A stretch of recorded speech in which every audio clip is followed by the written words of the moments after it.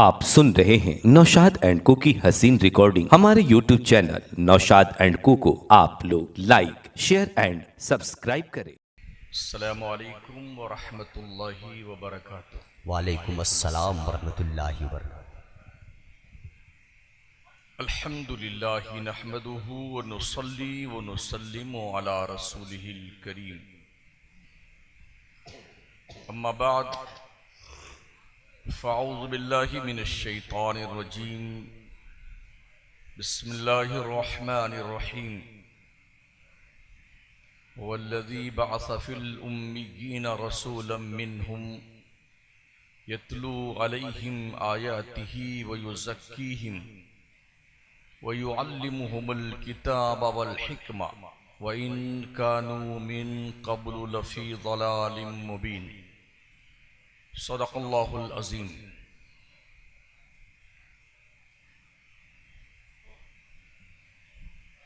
मेंबरे नूर पे रौनक अफरोज़ जमात अहले सुन्नत के मुमताज़ यगाने रोज़गार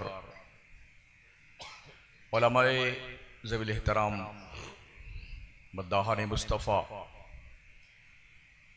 नक़ीब मिल्लत हज़रत अल्लामा कैसर आज़मी साहब, शायर अहले सुन्नत हज़रत अल्लामा सैयद शजर अली साहब क़िबला मकनपुरी, और चूँकि पहली बार इस इलाके में आए हैं तो हम खुद गैर शनासा हैं और नाम भी लोगों के नहीं जानते हैं इसे, इसलिए इसकी मजबूरी मेरे सामने माज़रत चाहूँगा। जितने भी हैं सब हमारे बड़े हैं, करम फरमाए। भाई बेमुकरम हज़रत क़िबला समर साहब ने आज के इस जलसे के लिए मुझे आपसे कुछ कहने और सुनने के लिए बुलाया है। रात के 2 बजे हैं जब मैं आपके दहलीज़े समाअत पर कुछ कहने और सुनने के लिए बैठा हूँ। मेरी गुजारिश है आप सभी हज़रात से, जैसे अभी तक आपने बड़ी खामोशी के साथ सबको सुना है, वैसे ही थोड़ा मुझे भी सुन लें। शायद मैं कुछ काम की बात कर जाऊं आपके लिए। बेशक ये जश्न ईद मिलादुन नबी भी है,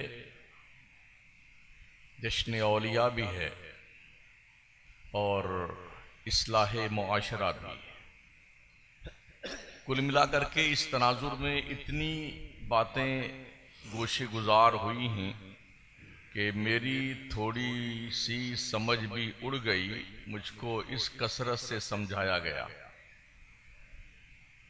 मैं बिल्कुल खाली उस जहन होकर के अल्लाह अपने करम से जो बेहतर बात कहलवाना चाहेगा वो कहलवा लेगा। बेशक बेशक। दुरूशी पढ़ लें। अल्लाहुम्मा सल्ली अला सल्लल्लाहु अलैहि सय्यिदना वसल्लम मौलाना मुहम्मदिन व अला आलिहि व अस्हाबिहि व बारिक वसल्लिम। सलातुन व सलामुन अलैका या रसूल अल्लाह। खुशबू है दो आलम में तेरी ए गुले चीदा, खुशबू है दो आलम में, खुशबू है दो आलम में तेरी ए गुले चीदा, किस मुँह से बयां हो तेरे औसाफे हमीदा। तुझसा कोई आया है न आएगा जहां में, देता है गवाही यही आलम का जरीदा। ऐ रहमत आलम तेरी यादों की बदौलत, किस दर्जा सुकून में है मेरा कल्बे तपीदा। जिंदाबाद जिंदाबाद। हजार बार बशोयम दहिंज़े मुश्को गुलाब, हुनूस नामे तु गुफ्तन कमाले बेअदबी। छिपाकर आस्ती में बिजलियां रखी हैं गर्दों ने, छिपाकर रास्ती में बिजलियां रखी हैं गर्दों ने, छिपाकर आस्ती में बिजलियां रखी हैं गर्दों ने। अनादिल बाग के गाफिल न बैठे आशियानों में। बेशक बेशक। हरम की पासबानी सिर्फ सजदों से नहीं होगी कि अब खाके ज़मीने करबला कुछ और कह। बहुत अच्छा है। जिंदाबाद जिंदाबाद जिंदाबाद। हिंदुस्तान में तन्हा वो खतीब हूँ जिन्हें सुभान अल्लाह ना कहलवाने का शौक है और ना कहने पे खुशी होती है। आपको नेकियां मिलेंगी वो आप जाने, आपका काम है। बस सिर्फ खामोशी से आप सुने, जितना चुप रहेंगे मुझे उतनी खुशी होगी। इसलिए कि तकरीरें दरअसल समझाने के लिए होती हैं, जमाने के लिए नहीं होती। बहुत अच्छा है, जिंदाबाद जिंदाबाद। हमारे यहाँ सबसे बड़ा अलमिया है कि तकरीरें जमाने के लिए हो रही हैं। यही वजह है जिंदाबाद कि कौम समझी कम है आज तक, जलसा जमाने के चक्कर में। बेशक, क्या बात है हजरत, जिंदाबाद, बहुत बड़ी सच्चाई। हमसे ज्यादा जलसा पूरे मुल्क में कोई नहीं करता है। करता है हमारी बिरादरी जो मेंबर नूर पे रौनक अफरोज है, ये जानते हैं कि कश्मीर से लेके कन्याकुमारी तक सालाना खरबों रुपए हम अहले सुन्नत वल जमात के जलसों पे खर्च होते हैं। बेशक, जब मैंने इसका कैलकुलेशन किया कि इसका रिफंड हमारी कौम को क्या मिलता है, तो कुछ देर तक तो वाह वाह समझ में आती है, मगर उसके बाद फिर आह आह समझ में आती है। कुछ नहीं मिलता, कुछ नहीं मिलता कौम को। बस ये जरूर कहेंगे भाई क्या बढ़िया निजामत की अल्लामा कैसर साहब ने, क्या शार गजब के पढ़े हजरत अल्लामा शजर साहब ने, और वो क्या पत्थर के शहर मकराना का एक पथरीला मौलाना आया, वो भी क्या बोल गया वगैरह। बस यही इतना याद रहता है। अगर हमने ढंग से जलसों को पेश किया होता तो सुन्नियों की मस्जिदें सजदों से आबाद होती। बहुत अच्छा है, बेशक, सुभान अल्लाह सुभान अल्लाह, सच्चाई है, जिंदाबाद। अफसोस ये है जिस पे नमाज फर्ज है वो जुम्मा भी नहीं पढ़ता है। लोग कहां से कहां तक पहुंचे हुए हैं। मस्जिद तो बना ली शब भर में ईमा की हरारत वालों ने, मन अपना पुराना पापी था बरसों में नमाजी बन न सका। बुराइयों के दलदल में हमारे सुन्नियों का समाज डूबा हुआ है। हर शख्स को अपने ही माल की फिक्र होती है। सुन्नी हमारा माल है तो हमें इसी की फिक्र है, बेशक, हमें किसी और के माल से क्या लेना देना है। हम अपने सुन्नी की फिक्र की बात करते हैं कि भाई हमारी कौम जो सुन्नी कौम कहलाती है ना, ये तरह तरह के बहाने, हीले, हालात खराब हैं, ऐसा है वैसा है, आदमी बुराई से बच नहीं सकता है, ये सारे बहाने ढूंढ लाते हैं अपने जुर्म को छुपाने के लिए। सबसे पहले मैं जो तिलावत किया हूं आयत मुबारका, उसका मफहूम पेश कर दूं। अल्लाह इरशाद फरमाता है, बल्कि अपना इंट्रोडक्शन करवाता है कि अल्लाह कौन है। हुवल्लज़ी बअसा फिल उम्मियीन रसूलन मिनहुम, अल्लाह वो है जिसने अनपढ़ों में उन्हीं में से एक रसूल पैदा फरमाया। बेशक, अनपढ़ों में उस रसूल की जिम्मेदारी क्या है? यतलू अलैहिम आयातिही, वो रसूल उन अनपढ़ों पर अल्लाह की आयतें तिलावत करता है। बेशक, बेशक, वयुज़क्कीहिम, दूसरी जिम्मेदारी उस रसूल की यह है कि वो लोगों के दिल साफ करता है। वाह वाह वाह वाह। तीसरी जिम्मेदारी उस रसूल की है वो युअल्लिमुहुमुल किताब, वो उन अनपढ़ों को किताब सिखाता है, किताब की तालीम देता है। वल हिकमा, चौथी जिम्मेदारी यह है कि वो रसूल उन अनपढ़ों को हिकमत सिखाता है। व इन कानू मिन क़ब्ल लफ़ी ज़लालिम मुबीन, हालांकि उस रसूल की तशरीफ आवरी से पहले वो सारे लोग खुली हुई गुमराही में थे। अदब इत्तेफाक है, कुछ लोग कहते हैं रसूल अनपढ़ थे। अनपढ़ों को पढ़ाने के लिए खुदा ने अनपढ़ रसूल भेजा, ये बाउंसर जाता है। बेशक, अनपढ़ों को पढ़ाने के लिए क्या अनपढ़ रसूल आएगा? बोले हमारे हुजूर तो उम्मी थे। फिर उम्मी की तशरीह लोग करते हैं, उम्मी का मतलब होता अनपढ़ थे। तो माज़अल्लाह, क्या अल्लाह को भी पता नहीं था कि अनपढ़ों को पढ़ाने के लिए ये अनपढ़ रसूल क्यों भेजा जा रहा है? मुझे बताएं, किसी ऐसे स्कूल में जो सिर्फ प्राइमरी क्लास तक, 5वीं क्लास तक बच्चे पढ़ते हों, क्या अनपढ़ आदमी को उस 5वीं क्लास में पढ़ाने के लिए भेजा जाएगा? बीएड किया हुआ हो, बीटीसी किया हुआ हो, और जनाब उसके बाद भी उसका जो है कंपटीशन फाइट करना पड़ता है, फिर उसके बाद कई नंबर आता पढ़ाने लिखाने का। तो जब 5वीं क्लास, तीसरी क्लास, दूसरी और पहली क्लास को पढ़ाने के लिए अनपढ़ नहीं ग्रेजुएट क्वालिफाइड आता है, तो पूरी दुनिया के अनपढ़ों को पढ़ाने के लिए क्या अनपढ़ रसूल आएगा? कितने अनपढ़ लोग हैं जो हुजूर को अनपढ़ मानते हैं। बेशक बेशक। कितने जाहिल लोग हैं जो हुजूर को जाहिल माजल्ला मानते हैं, या ये कहते हैं कि वो मैं ऐसे जो है डाकिया थे माजल्ला, वो एक ऐसे कासिद थे, बस उनका इतना ही काम था। डाकिया का काम कितना होता है? ये लेटर दिया और ये रवाना हुआ। तवज्जो है आपकी? पोस्टमैन की जिम्मेदारी क्या है? पोस्ट ऑफिस से खत लेके आया, रजिस्ट्री लेके आया, आपको थमाया और फिर रवाना हुआ। ये पोस्टमैन की जिम्मेदारी है। अगर माजल्ला हुजूर सिर्फ पोस्टमैन थे तो कुरान के 30 पारे संभला देते और ये रवाना होते। क्या ऐसा हुआ? कुरान तकरीबन 23 साल में उतरा है। हुजूर पढ़ाने आए थे, पढ़े लिखे थे, और उनसे ज्यादा पढ़ा लिखा कायनात में दूसरा कोई नहीं। बेशक बेशक। सुभान अल्लाह सुभान। ऐसा उम्मी किस लिए मन्नत कशे उस्ताद हो, क्या किफायत उसको इकरा रब्बुकल अकरम नहीं? हमारे नबी तो अल्लाह से पढ़े हुए आए थे, रब ने उन्हें पढ़ाया था। वो दुनिया में किसी से क्यों पढ़ते? वो तो दुनिया वालों को पढ़ाने आए थे। किताब पढ़ने वाले हजरत उमर कहते हैं, मैंने 2.5 पारे सूरे बकरा के हुजूर से 12 साल में सीखे हैं, 12 साल में। लेकिन हम चूंकि सिर्फ झंडा लगाने के सुन्नी हैं, फर्रियां लगाएंगे, कुमकुमा लगाएंगे, झंडे लगाएंगे, गलियां सजाएंगे, हम इसी को सुन्नियत मानते हैं। नहीं, हमें हुजूर की हिस्ट्री पढ़नी होगी, आपका किरदार पढ़ना होगा।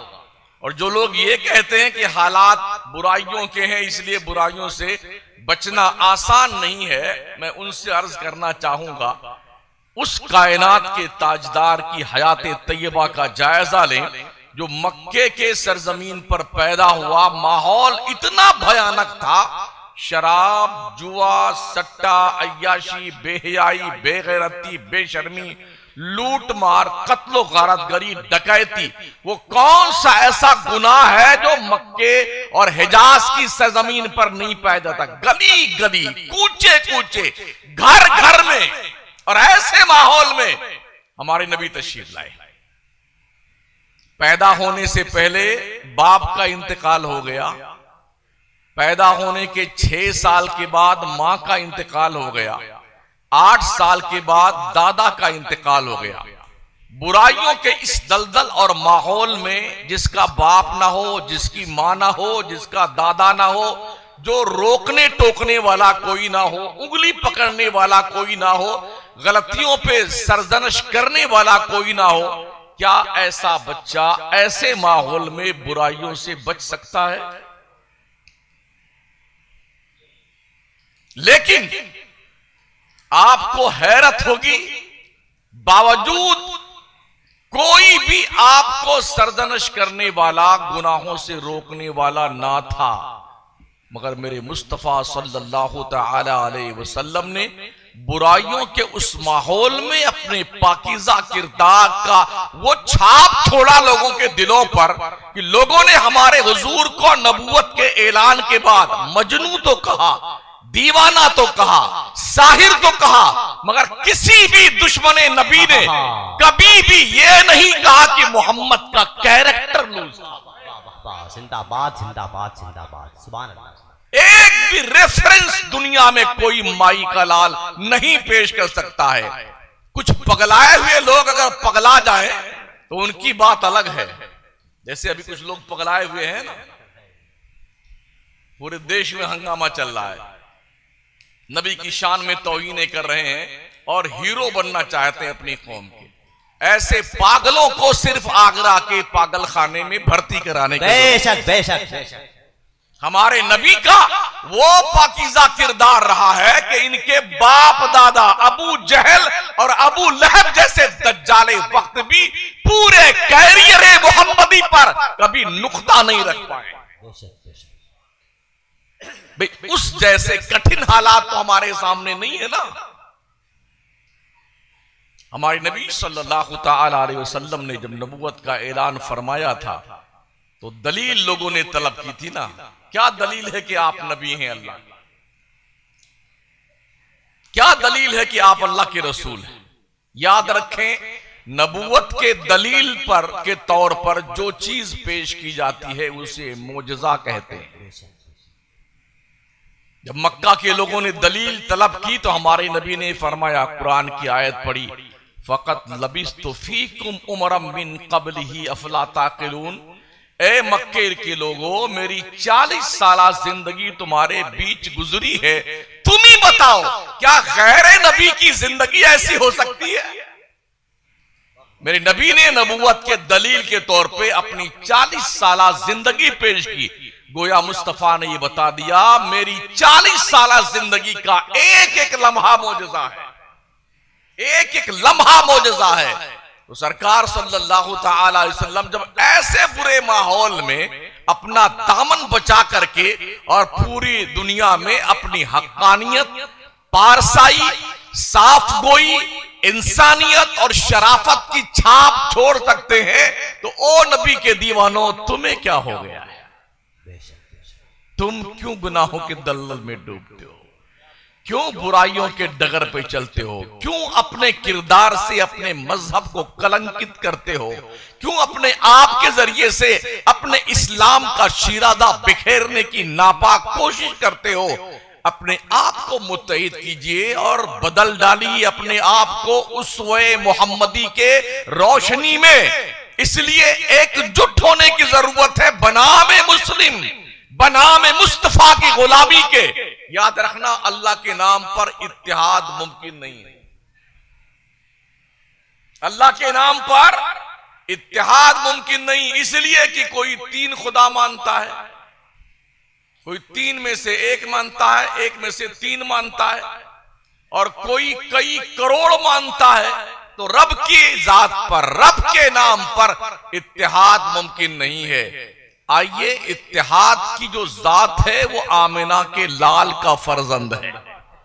आइए मोहम्मद की जात पे मुत्तहिद हो जाए, रसूल की जात पे मुत्तहिद हो जाए। इसलिए कि उसी जात पर हबशा का बिलाल भी मुत्तहिद हुआ है, रूम का सुहैब भी मुत्तहिद हुआ है, फारस का सलमान भी मुत्तहिद हुआ है, ज़ैद बिन हारिसा भी मुत्तहिद हुआ है, अरब के लोग भी मुत्तहिद हुए, हम हिंदुस्तानी भी उसी नाम पे मुत्तहिद हुए।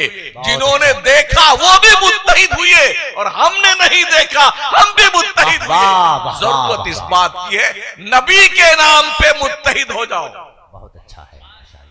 अभी जब भी रबीउल अव्वल का चांद निकलता है तो कुछ बिरादराने वतन जी वो आला हजरत ने हुजूर की पैदाइश की तारीख 8 रबीउल अव्वल लिखी है। हजरत अभी 8 आया था व्हाट्सएप पे। हाँ, कई रवायतें हैं, 11 की भी है, 8 की भी है, 9 की भी है, क्या क्या। ठीक है, ये वो लोग हैं जो अपने आप को मुसलमान कहते हैं मगर ईद मिलाद नहीं मनाते। वो इस वक्त जब चांद निकलता रबीउल अव्वल का तो बड़े जोर और शोर से व्हाट्सएप की दुनिया में सक्रिय हो जाते हैं। बस सीधी सी बात उनसे ये कहनी है, आप बता दो आप किस तारीख को मानते हो? क्या बात है, जिंदाबाद जिंदाबाद। 8 मानते हो, 9 मानते हो, 10 या 11 मानते हो? आप कंफर्म कर दो और एक काम करते हैं, 8, 9, 10, 11 जिसको आप मानो उस दिन नबी की मिलाद आप मनाओ, हम आपके पास आते हैं। बहुत अच्छा है, सुभान अल्लाह। उस दिन जुलूस आप निकालो, हम आपके साथ आते हैं। हम पूरी दुनिया के सुन्नी 12 को मानते हैं, हम मिलादे मुस्तफा मनाए, तुम हमारे यहाँ आओ। बहुत अच्छा है। हम 12 को जुलूस निकाले, तुम हमारे जुलूस में शामिल हो जाओ। और वैसे भी वक्त का तकाजा है, सारे मुसलमान एक हो जाएं, इससे बेहतर कौन सा मौका होगा एक होने का। आ जाइए। लेकिन लोगों को इससे गरज नहीं कि हुजूर किस तारीख को पैदा हुए, लोगों को कंफ्यूज करना है सुन्नियों को कि यूं तुम्हारे आला हज़रत ने लिखा है तो यार ऐसा क्यों किया जाता है, वैसा क्यों किया जाता है। फिर एक और कौड़ी लेके आते हैं बेचारे लोग, बोले हमारे नबी उसी दिन जिसमें 12 रबीउल अव्वल बोलते हो पैदा हुए, उसी दिन इंतकाल भी हुआ है। तो अब खुशी मनाओगे तो क्या हुजूर का गम नहीं याद आएगा तुम्हें? गम मनाओगे तो हुजूर के पैदाइश की खुशी याद नहीं आएगी। तो कुछ न मनाओ, मतलब यह कि नबी पैदा हुए हैं उस तारीख को मौन व्रत रख लो, चुपचाप गूंगे बहरे अंधे बन जाओ। ये तो मुमकिन नहीं यार। नेमतें मिलने पे खुशियां मनाना इंसान की फितरत है, और हुजूर से बड़ी नेमत क्या हो सकती है दुनिया में यार। एक छोटी दुकान आदमी बना लेता है तो खुशी मनाता है, बच्चा पैदा हो जाए आदमी खुशी मनाता है, लड़का पास हो गया इंसान खुशी मनाता है। जब भी रब की नेमत मिलती है इंसान खुशी मनाता है। इस पर मैं आयत कोड करूं, हजरत ईसा की उम्मत ने कहा हम उस वक्त अल्लाह को मानेंगे जब हम देख ले कि आसमान से जन्नती दस्तरखान सजा हुआ, जन्नत का खाना ऐसे उड़ता हुआ आपके दरबार में आए, उससे हम खाएंगे, तब हम आपको मानेंगे और अल्लाह को एक मानेंगे। हज़रत ईसा ने दुआ मांगी, अल्लाहुम्मा रब्बना अंजिल अलैना माइदतम मिनस समा तकूनु लना ईदन लिअव्वलिना व आखिरिना व आयतम मिनका वरज़ुक़ना व अंत खैरुर राज़िक़ीन। उनने दुआ मांगी अल्लाह मेरी कौम मानती नहीं है तो परवरदिगार आसमान से दस्तरखान उतार दे, ताकि वो दिन जिस दिन दस्तरखान उतरे हमारे अगलों के लिए हमारे पिछलों के लिए ईद का दिन बन जाए, खुशी का दिन बन जाए। अगर रोटी सालन उतर जाए जिस दिन, वो दिन हजरत ईसा के लिए अगलों और पिछलों के लिए खुशी का दिन बन सकता है, तो वो नेमतें लाजवाल जिस दिन तशरीफ लाई है 12 रबीउल नूर को, वो नेमत जिस दिन आए वो ईद मिलादुन नबी क्यों नहीं बन सकता है। तो 12 रबीउल अव्वल को हुजूर तशरीफ लाए, बोलेगी खुशी मनाओगे तो गम आड़े आएगा, गम मनाओगे तो खुशी आड़े आएगी। उन दोस्तों से इतनी अर्ज है आप भी इसे याद रखें, इसलिए कि हमसे तो कोई पूछता नहीं है, उन्हें पता है कि पढ़े लिखे मौलवियों से पूछेंगे तो ये दिन में तारा दिखा देंगे हमको, तो आपसे पूछते हैं, इसलिए ये बात ध्यान में रहे। उनसे कह देना भाई गम मनाने पे इस्लाम ने कुछ उसूल बताए, खुशी मनाने पे कोई पाबंदी नहीं। अगर जायज ढंग से खुशी मनाई जाए तो खुशी मनाने पे कोई पाबंदी नहीं है। पूरे कुरान से कोई रेफरेंस नहीं दे सकता, किसी हदीस में नहीं है, खुशी मनाना चाहिए। गम मनाने पे पाबंदी है, एक मुअय्यना मुद्दत के बाद गम नहीं बनाया जा सकता है। किसी का बाप मर गया, मां मर गई, बेटा बेटी पोता पोती लकड़ा जितने मर गए, 3 दिन सोग का दिन मनाइए, चौथे दिन सोग मनाना हराम। किसी औरत के शौहर ने उसे तलाक दे दी है तो 3 हैज कामिल वो इद्दत की मुद्दत गुजारेगी। किसी औरत का शौहर मर जाए तो 4 महीना 10 दिन उसे इद्दत की मुद्दत गुजारना है। ताज्जुब है 1450 साल का जमाना गुजर गया हमारे हुजूर को इंतकाल फरमाए हुए, ये अब तक कौन सी इद्दत में बैठे हुए हैं कि इनके दिन खत्म नहीं हुए हैं। इनसे पूछ ले भाई साहब आपकी इद्दत के दिन कितने, ये बता दो। अगर 1450 साल से आपकी इद्दत खत्म नहीं हुई, कंफर्म कर दीजिए, हम उसके बाद खुशी मनाएंगे। बताओ तो सही है। लेकिन कौम को कंफ्यूज करना है, सुन्नियों को कंफ्यूज करना है, ताकि ये अपने नबी के ताल्लुक से कंफ्यूज हो जाएं। हमें भी अपने किरदार की रोशनी में अपने आप का जायजा लेने की जरूरत है साथियों। मिलाद मुस्तफा पूरे मुल्क में नहीं, पूरी दुनिया में होता है। मक्के में, मदीने में, पूरे हिजाज में होता है, दुनिया के हर मुल्क में होता है। हर मुल्क में इतनी दलीलें हैं कि सारे लोगों की आंखें चकाचौंध हो जाएंगी उसे देखने के बाद। बेशुमार महफिल मिलाद मक्के में, मदीने में, आज भी हम भी माशाल्लाह बड़े बड़े अरबों की महफिलों में शामिल हुए हैं।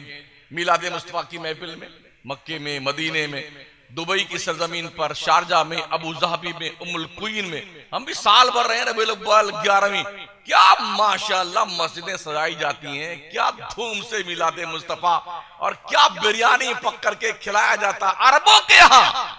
पता नहीं कहां से लोग कैसी दूर की कौड़ी लेके आते हैं, उल्टे सुलटे तराजात। किस पर? अपने नबी पर, जिसका हम कलमा पढ़ते हैं, जिसकी लाई हुई शरीयत को हम एक्सेप्ट करते हैं, जिसके बताए गए उसूल पर हम गामजन हैं, जिसने बताया खुदा एक है तो उसकी जबान पर हमने खुदा को एक माना। बताइए मुझे किसके पास हुजूर की जबान के अलावा आपके पास आपके ईमान पर कोई दलील है तो मुझे बताएं। एक हवाला दीजिए मुझे। बिन देखे हमने तुझको खुदा मान लिया है, एक देखने वाले का कहा मान लिया है। मेरे नबी ने कहा अल्लाह एक है तो हमने माना। क्या हमने देखा अल्लाह को? हमारे बाप दादा ने देखा? ये अरबों खरबों दुनिया के मुसलमान जो ईमान लाए, क्या उन्होंने अल्लाह को देखा? क्यों ईमान लाए? और इस पर दलील क्या है हमारे पास? हुजूर की जबान के अलावा कोई दलील नहीं। कोई हो सकता है यह कह दे कि कुरान शरीफ में लिखा हुआ है। कुरान किसने बताया? वो भी तो नबी की जबान से ही सुना गया है।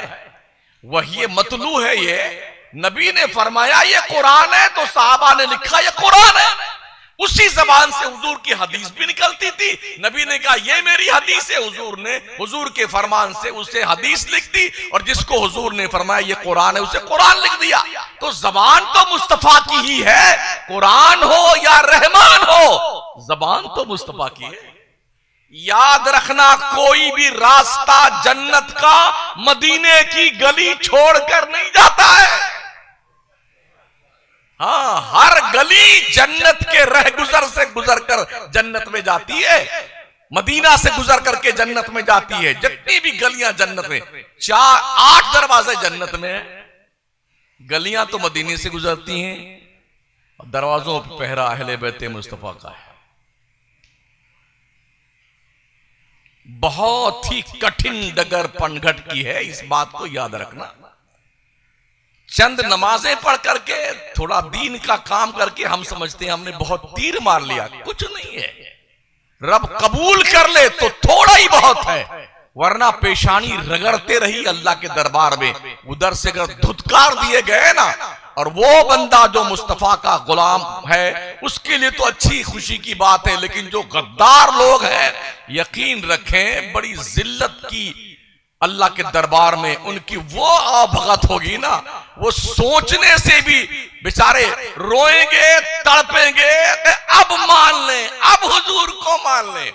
मेरे आलस मतें आज ले उनकी पना, आज मदद मांग उनसे, कल ना मानेंगे कयामत में अगर मान गया। कल तो तेरा बाप भी मानेगा हुजूर को, मगर उस दिन मानना काम नहीं आएगा। मानना है तो आज मान मुस्तफा को। और याद रखना यार, इस जात के सिवा कोई मोहब्बत के काबिल तो है भी नहीं। मोहब्बत हुस्न की बुनियाद पर होती है, देखा यही गया है। हुस्न का मेयार अलग अलग हो सकता है। आप जिसे जान देते हैं वो हमारे लिए काबिल तवज्जो ना हो। अल्लामा सैयद शजर साहब किबला जिस पर जान छिड़कते हो, मुमकिन है वो हमारे लिए काबिल इल्तिफात ना हो। हम जिस पे जान देते हो सकता है वो आपके लिए तवज्जो का मरकज ना हो। लेकिन जिसको अल्लाह ने सेलेक्ट किया है, पूरी कायनात में जिस मोहम्मद को अल्लाह ने चुना है, क्या उससे ज्यादा खूबसूरत कोई हो सकता है? मैं नहीं कहता। आइए ना हजरत जाबिर से पूछिए सिहाए सित्ता की हदीस का मफहूम। हमारे हुजूर सल्लल्लाहु अलैहि वसल्लम एक सुर्ख खीमे में आराम फरमा रहे थे। हजरत जाबिर दरवाजे पे खड़े हुए थे, खीमा के गेट पर जो भी था उस जमाने में। 14वीं रात का चांद निकला हुआ था। हजरत जाबिर कहते हैं कि एक नजर में हुजूर के चेहरे को देखता, एक नजर आसमान के चांद को देखता, एक नजर आमिना के चांद को देखता, एक नजर आसमान के चांद को देखता।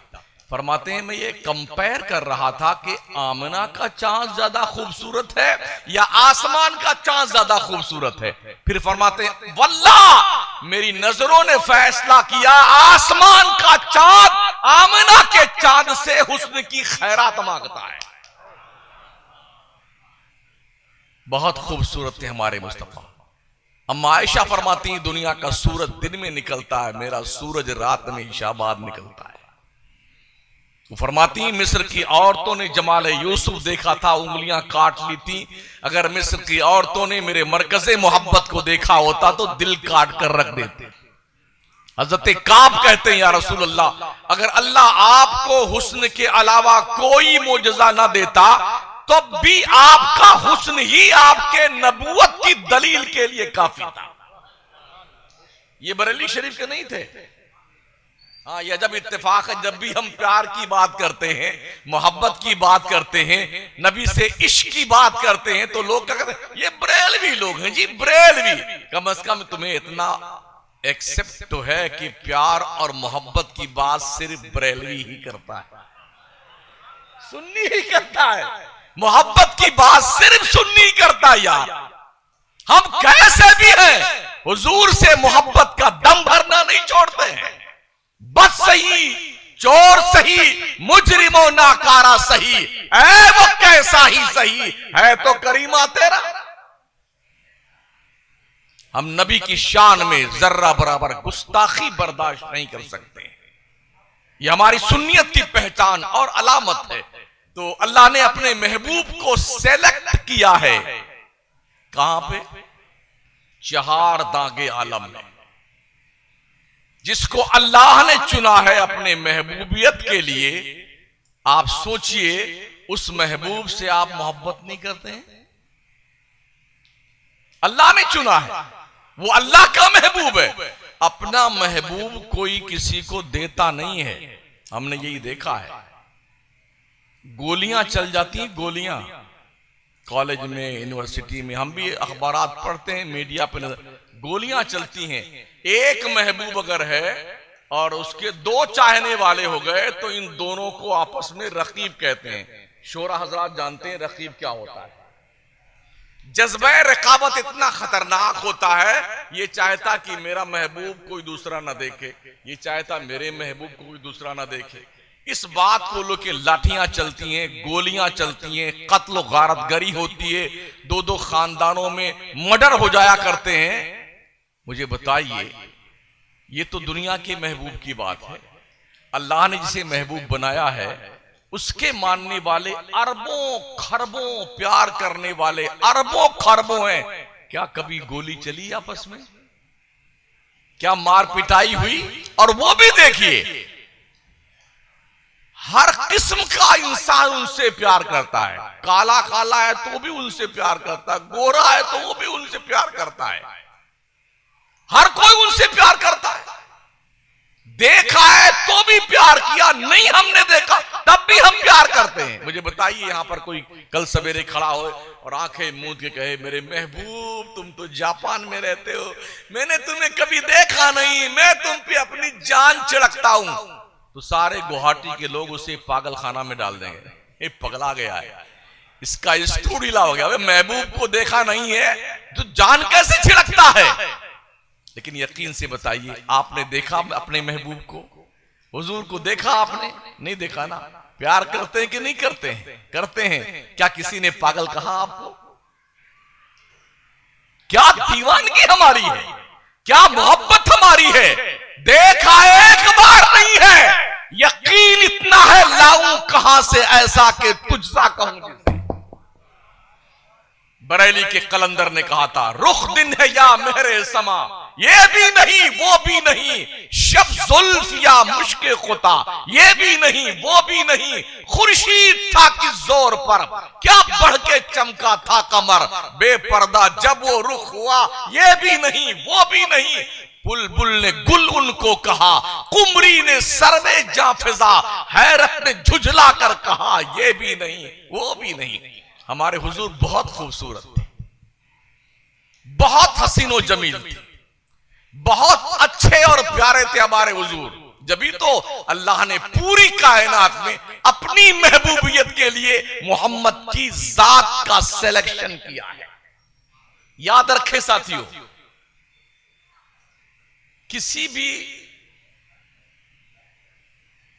दूल्हा की शादी होने वाली होती है तो वो यही चाहता कि ऐसी दुल्हन आए जो बिल्कुल ट्यूबलाइट की तरह हो, एकदम खूबसूरत, चाहे खुद वो काला कौवा हो, मगर वही अम्मी ऐसी ढूंढना, ऐसी बिल्कुल ट्यूबलाइट की तरह।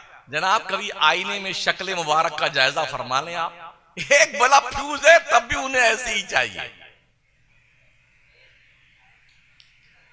तकरीब फहम की बात कर रहा हूं। हजरत अबू बकर ने प्यार किया हुजूर से, मक्के के थे, हजरत उमर ने, हजरत उस्मान ने, मौलाए कायनात ने और सारे सहाबा ने। हबशा के बिलाल तो बिल्कुल काले थे ना। हुस्न का एतबार गोरा और काला होने पे नहीं है जी। अगर हुस्न का एतबार गोरे और काले पे होता तो बिलाल जैसा गिलाफे काबा से काला वो अहले ईमान के दिल का उजाला कभी नहीं बनता। पूरी दुनिया के हसीनों को अगर बिलाल हबशी के कदमों में लाके रखा जाए तो भी हजरत बिलाल हबशी की तौहीन है। वो ऐसे हसीन है, दिल के अंदर इश्क मुस्तफा का उजाला होना चाहिए तो बिलाल भी काबा की छत पर खड़ा होकर अजान देता है। रोशनी दिल में होना चाहिए यार। हजरत इमाम आमश रदी अल्लाह ताला अन्हु, इमाम आजम अबू हनीफा के उस्ताद गिरामी हैं, बहुत काले थे। अच्छा इत्तेफाक कभी कभी ऐसा होता है, शौहर बहुत गोरा होता है, औरत काली मिल जाती है, और औरत ठीक ठाक होती है, शौहर एकदम काले मिल जाते हैं। मुकद्दर की बात है ना। तो इमाम आमश एकदम काले थे, मुहद्दिस थे, इमाम आजम के उस्ताद थे। पहली रात से झगड़ा शुरू हुआ तो 3 बच्चों तक जंग चलती रही।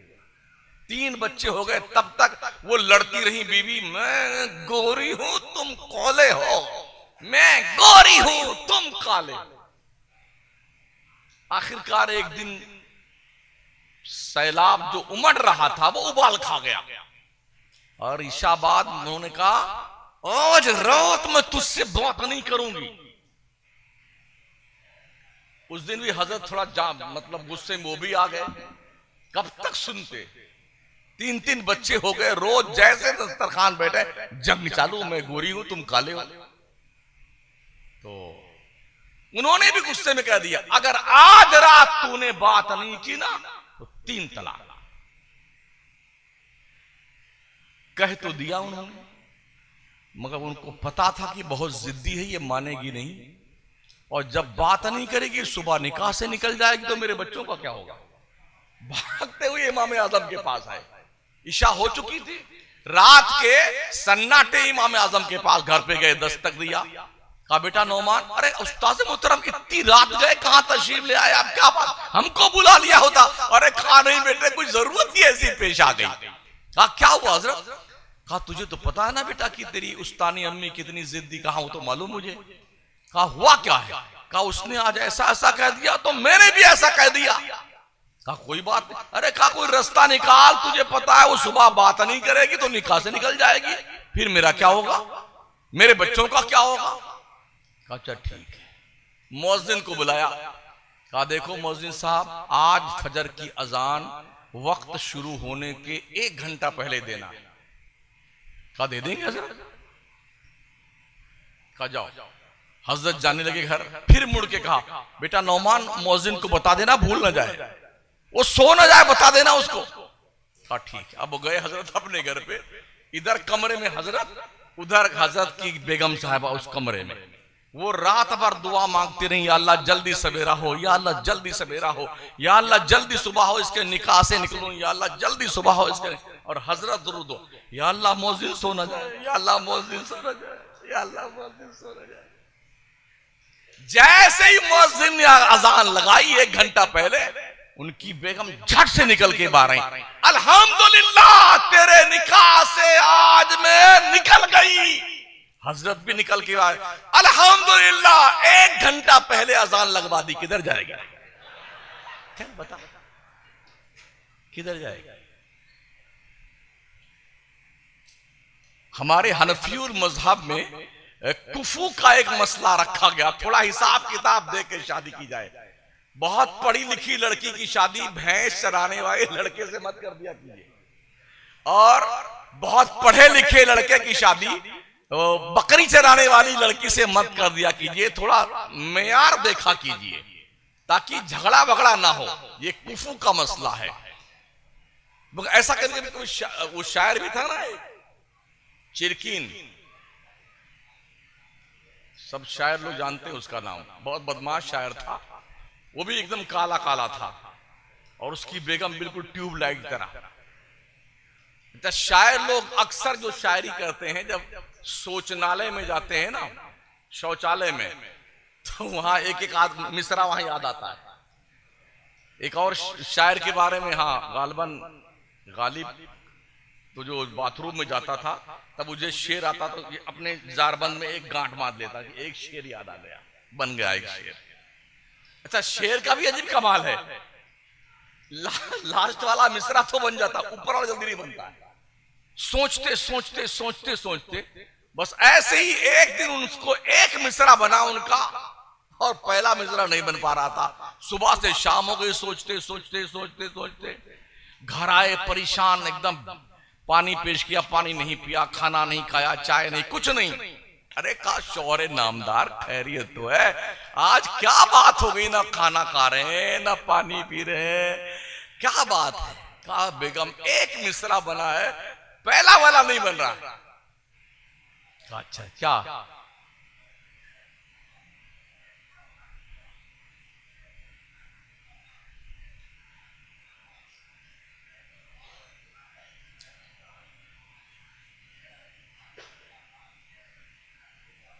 कुर्सी वगैरह और नहीं क्या?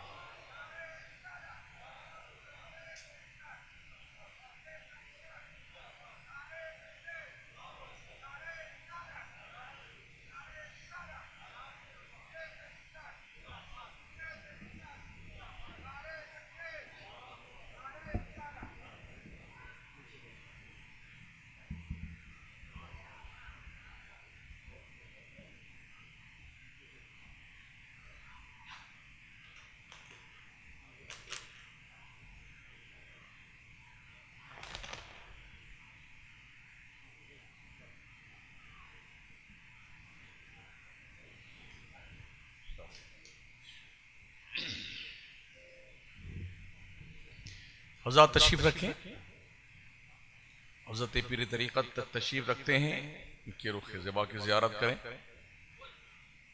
तवज्जो इस तरफ।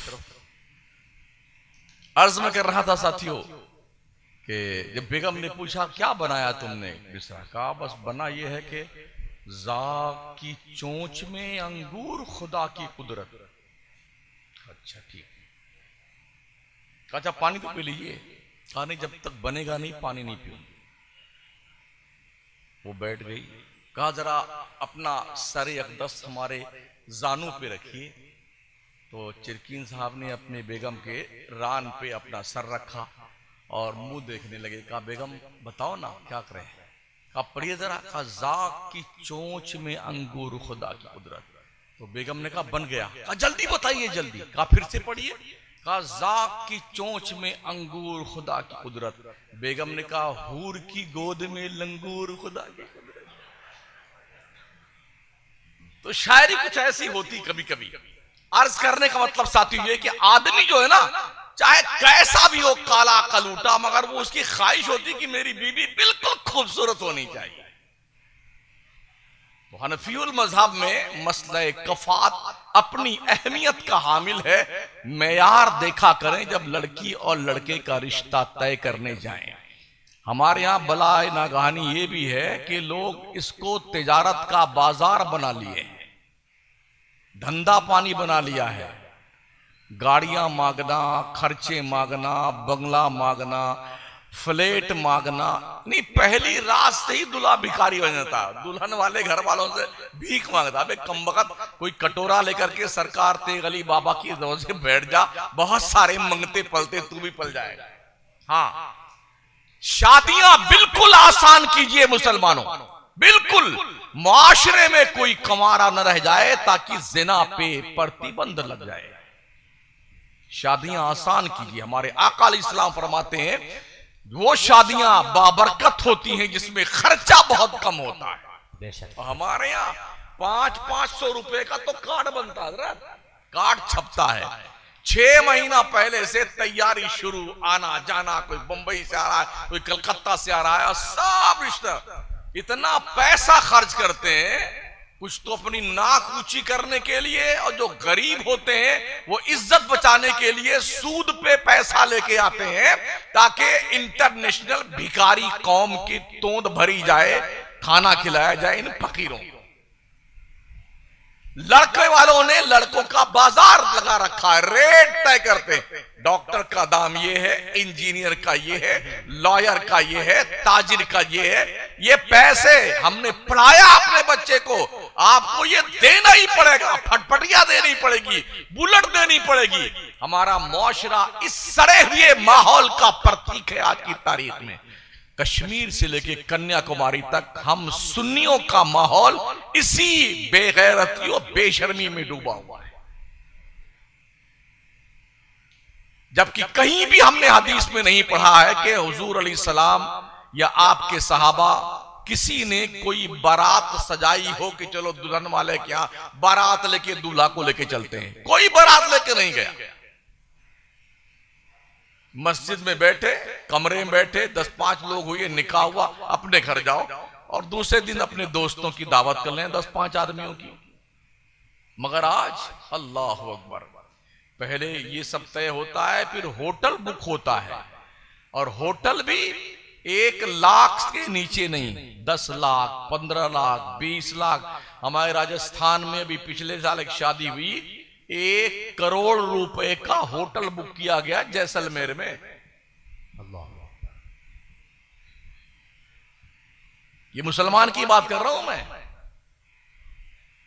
ये वो गुनाह और जराइम है जिसकी बुनियाद पर गरीबों की बच्चियां भागकर मुर्तद्दा बन करके लोगों से शादियां करती हैं, दीन इस्लाम से बेजार होती, इसलिए कि कौम के दरिंदा सिफत लोगों ने, सफेद पोश भेड़ियों ने कौम के बच्चियों के मुस्तकबिल को दांव पे लगा दिया।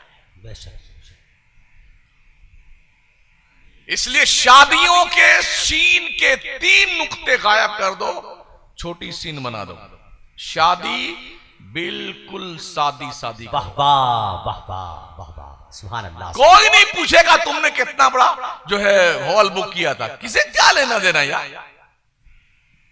हमारे अल्हम्दुलिल्लाह राजस्थान में सामूहिक विवाह का एक चलन है।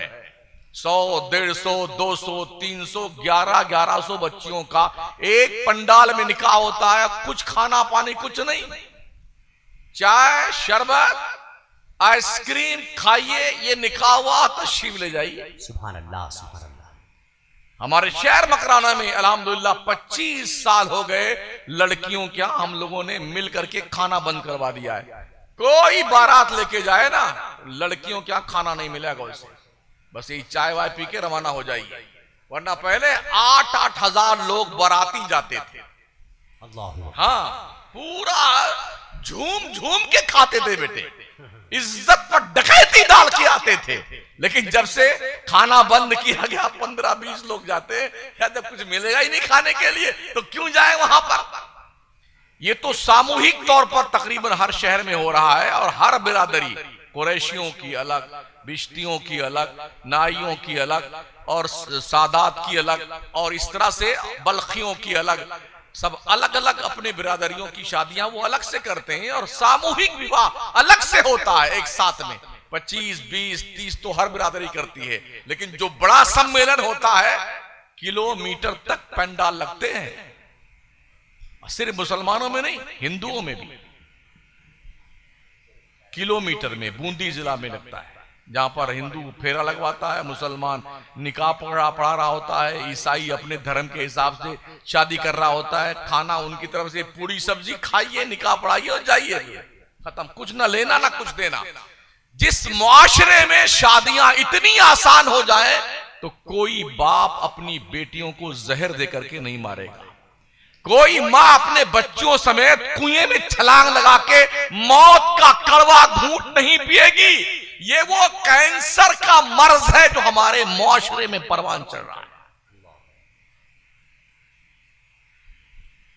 दूल्हा वहां बैठ करके चुपचाप बैठा, लाल रुमाल लगा करके खाना नहीं खाता जब तक मोटरसाइकिल लाके सामने खड़ी न कर दी जाए।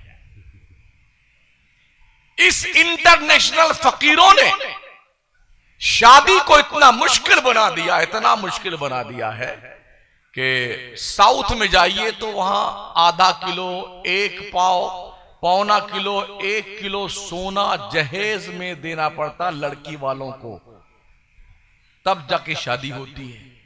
इस बुनियाद पर 35 साल 40 साल के लड़कियों की एक लंबी खेप है जिनके पैसे नहीं है सोने चांदी देने के लिए। वो 35 और 40 साल तक घर में बैठी हुई हैं, क्वांटिटी में है। मजाल है कि किसी को सोच उस बात कोई फिक्र हो। हमारे नबी की शरीयत किस काम के लिए आई हुई है? कबूतर की तरह गुटरगू करने के लिए? ये वो नासूर है जो समाज में परवान चढ़ रहे हैं। इस नासूर को खत्म करने के लिए हमारे पैगंबर का पाकीज़ा किरदार हमें आज भी इस बात की तरफ इंप्रेस करता है, ओ मेरी कौम के लोगों, अपने इस घिनौने किरदार से बाज आ जाओ। अच्छा, हम अभी शादी के महर बंधवाते हैं 1 लाख रुपए के मार बाद 2 लाख का बांधिए, बड़ा खुश रहता, फॉर्म में रहता दूल्हा ना। तो उसके बाद जब रात में पहुंचता कमरे में तो हाथ जोड़ के बेगम साहब मेहर माफ कर दीजिए, अबे मंगते पहली रात में बीवी के सामने हाथ जोड़ के खड़ा हो गया। शादियां वो अच्छी हैं जिनका मेहर कम हो, खर्चा कम हो, लेकिन हमारे यहां तो हाल ही बुरा है साहब। 15 किस्म का सालन, 10 किस्म की रोटी, मिठाई, कोरमा बकरे का, तला हुआ मुर्गा अलग, भुना हुआ अलग, और चिकन चिल्ली अलग, क्रिस्पी अलग, और मटन बर्रा अलग, और जने क्या क्या आसमाए गरामी है। ये अल्लाह जाने ये टंकी है कि खाजा की देग है, भरने का नाम नहीं लेती है। ये बुरे हालात हमारे समाज के, मुस्लिम समाज के। मैं खैरों की बात क्या करूंगा, हमें होश के नाखून लेने की फुर्सत नहीं है। मैं उन बच्चों से गुजारिश करूंगा जिनकी शादियां अभी होने को बाकी हैं, अपने अम्मा अब्बा से साफ साफ बोल देना, मुझे मंगता नहीं बनना ससुराल वालों के सामने, भीख नहीं माननी है ससुराल वालों की। अल्लाह ने फरमाया अर्रिजालु कव्वामून अलन निसा, मर्द औरतों पे हाकिम है। हाकिम भिखारी नहीं होता है, भिखमंगा नहीं होता है। इसलिए कुव्वते बाजू रब ने तुम्हें दिया है, कमाइए, मेहनत कीजिए और बच्चों को पालिए, बीवी का खर्चा बर्दाश्त कीजिए। एक बिगाड़ ये भी है हमारे समाज में, लड़की भी कमाने वाली भी हो और लड़का भी कमाने वाला, दोनों कमाएं। तो जानते हो क्या होता है, लड़की उस ऑफिस में, लड़का उस ऑफिस में, अब दोनों शाम को जब ऑफिस से लौटे ना तो लड़की सोचती है कि गुड्डू चाय बनाए और गुड्डू चाहते हैं गुड़िया चाय बनाए। दोनों थके थके आगे पड़े हुए बिस्तर पे, बेड पे। इस थके थके में दोनों का काम होता है एक ना एक दिन झुंझलाहट से लड़ाई झगड़ा होकर के दोनों अलग हो जाते हैं। कई केस उलमा के पास, मुफ्तियान किराम के पास आते हैं, हजरत मैंने यूं नहीं कहा था, यूं कहा था।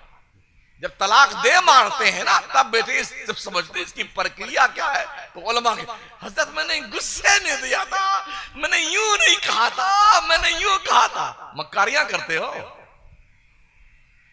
जब गाड़ी फंसी है तो अपनी जान छुड़ाने के लिए झूठ बोलते हो। मुझे बताइए किसी ने खुशी में तलाक दिया आज तक? भी पहली रात हो, शबे ज़ुफ़ाफ़ के मौके पे आप प्रवेश कर रहे हो कमरे में, आप अपने गुवाहाटी के सबसे बढ़िया मिठाई की दुकान पे जाइए, 1 किलो मिठाई खरीदिए, अपने कमरे में प्रवेश कीजिए पहली रात में। अस्सलाम वालेकुम बेगम साहिबा, मैं बहुत खुश हूं, ये मिठाई खाइए, मैंने आपको तलाक दे दिया। ऐसा किसी ने किया आज तक? तलाक तो गुस्से में होती है, मगर सुन लो लोगों, तलाक सबसे बुरी चीज है, सबसे बुरी चीज। अल्लाह के नबी फरमाते इन्ना अबग़ज़ल्लाहिल हलाल तलाक, हलाल चीजों में से सबसे नापसंदीदा चीज अल्लाह के नजदीक तलाक है। ऐसे एक साथ जब तक 3 और 30 और 100 तलाक नहीं दे लेता तब तक सांस नहीं रोकता बेटा। और जब से सुन लिया है कि हुकूमत ने कुछ कानून बना लिया है तब होश में रहता है कि कुटाई हो जाएगी, भुगतान करना पड़ेगा, तो बहुत सोच सोच के कदम उठाता है। भाई साहब, एक तलाक दे लीजिए, उसमें गुंजाइश रहती है अगर कभी जरूरत पेश आए तो।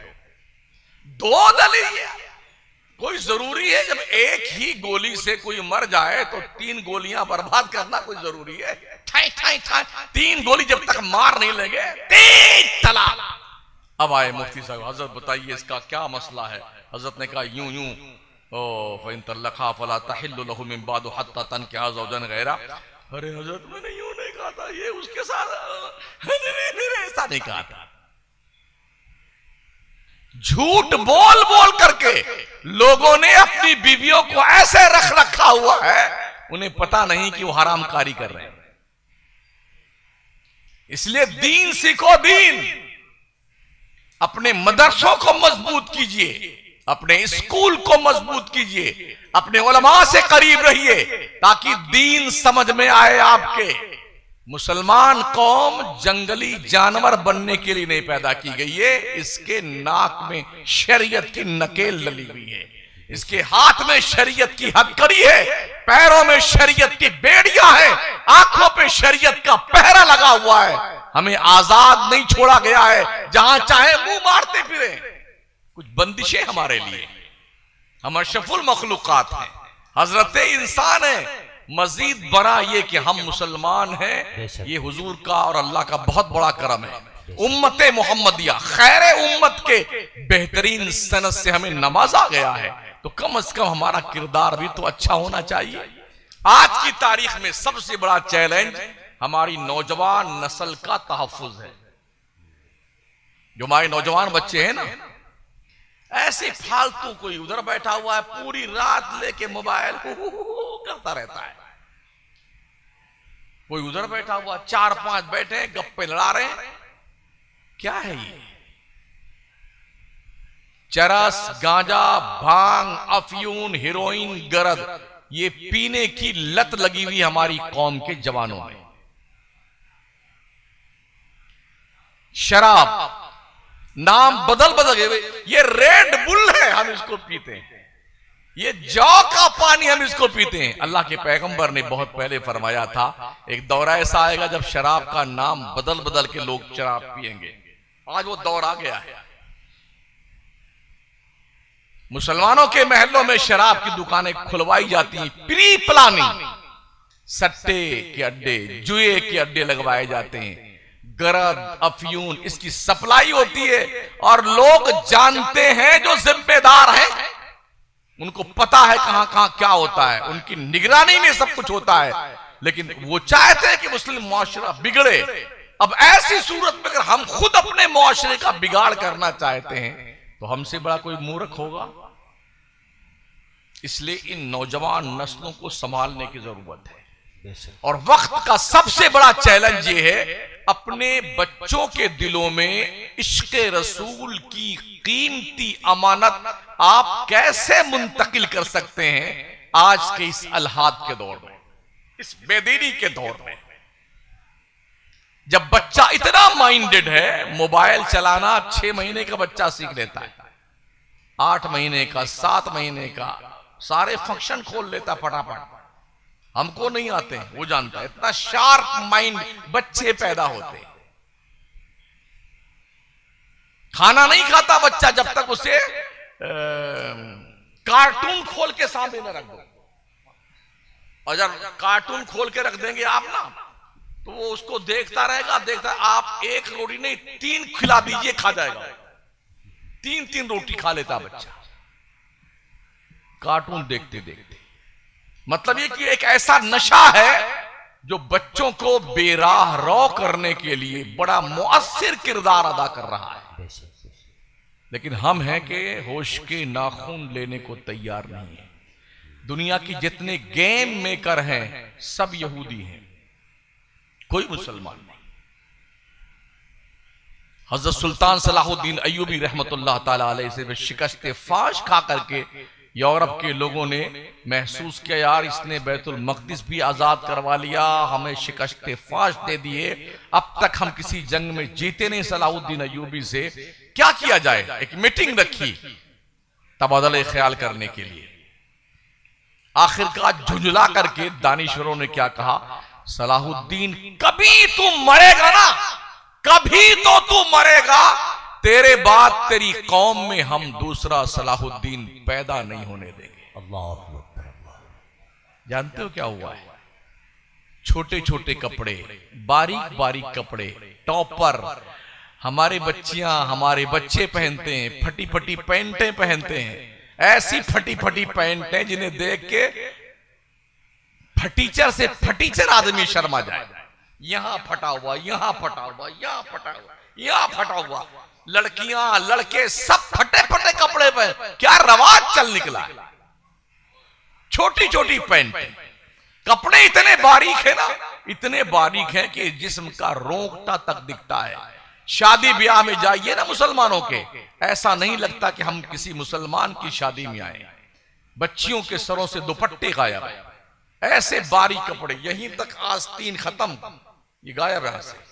और कुछ वो जाली वाला कपड़ा होता है, जिस्म पूरा बाहर से दिखता है। बाप की हया मर गई, बेटे की गैरत मर गई, भाइयों का जनाजा निकल गया, मुआशरे के जिम्मेदार लोग जिंदा दरगोर हो गए, और मुआशरा इस घिनौने किरदार पर अमल पैरा है आज की तारीख में। मैं मुस्लिम मुआशरे की बात करता हूं। कभी कभी ऐसे बेशरम भी आते हैं नमाज पढ़ने के लिए, देखा है। शर्ट छोटी होती है और पैंट के ये हिस्सा भी छोटा, थोड़ा टाइट होता है। अगर वो आगे रुकू सजदा कर रहे हैं ना, तो दुबई तक दिखाई पड़ता है मजदूरों का, शर्मगाह तक। अपनी नमाज भी खराब करता बेगैरत, और पीछे वालों की भी नमाज खराब करता है, फटे फटे कपड़े पहन करके। मतलब ये कि मार्केट में ऐसे सामान यहूदी और ईसाई ले आए हैं कि अब तुम्हारी औलादें भी यहूदियों, नाम तो मुसलमान का रहेगा मगर पूरा किरदार यहूदियों और ईसाइयों का रहेगा।